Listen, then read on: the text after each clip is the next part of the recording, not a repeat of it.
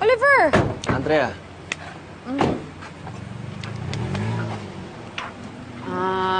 Oliver.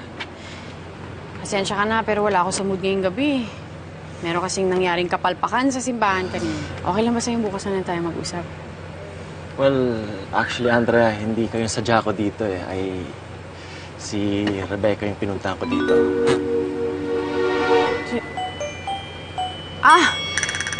Okay, sorry. Ganun pala eh. Assuming ka kasi friendship. Bakit pala?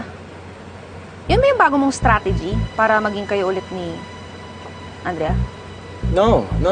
Hindi, Alex. Kakusapin ko talaga si Rebecca tungkol sa, yung... Yung pera na inuutang niya sa akin, yun yung purpose niya dito. Oo. Ikaw? Nagpapautang? Ikaw kaya yung reyna ng kakuriputan. Ang kulit kasi. Kaya nga pagbibigyan ko nga siya para tantananan niya ako. Rebecca! Rebecca! Pag may extra, ha? Ako rin! Pairamin mo rin, ha? May bingguhan sa kabilang kanto. Ipupuhunan ko lang. Andeng, yung tatay mo. Nagsusugal na naman. Wag na, hindi na. Ang kuripot mo na nga nang lalaglag ka pa. Anak, halika na nga sa loob. Doon na tayo, ha? Oo, mauna na kayo. Ako na bahala dito. Kaya mo na yan, ha? Kaya na ng powers ko to. Okay.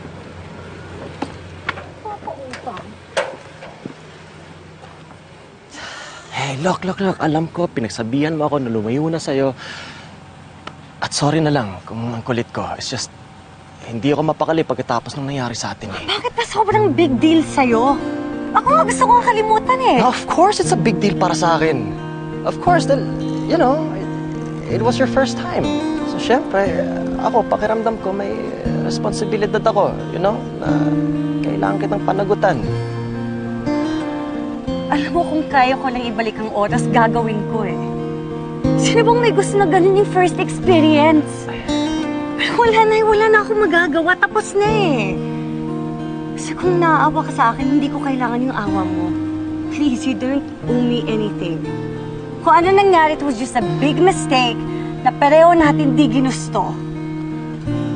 Yeah, please, Oliver, don't feel obligated. No, Rebecca. Wala akong ini-expect sa'yo. It's not that. Rebecca, it's not that. I just want to tell you na, Friendship! Ano nang nangyari? Hoy! Ikaw! Anong ginawa mo doon sa friendship ko at bakit inis na ba ako tapos galit na sa mundo? wala. Ayaw niya kasi bigay sa akin yung hinihingi ko. Ano ba hinihingi mo? Yung pera na inuutang mo. Magkano ba? Abutin mo itong siraulo na to. Kaya nga tinatanong ko kung magkano yung inuutang eh. Pautangin naman kita eh. May tubo nga lang.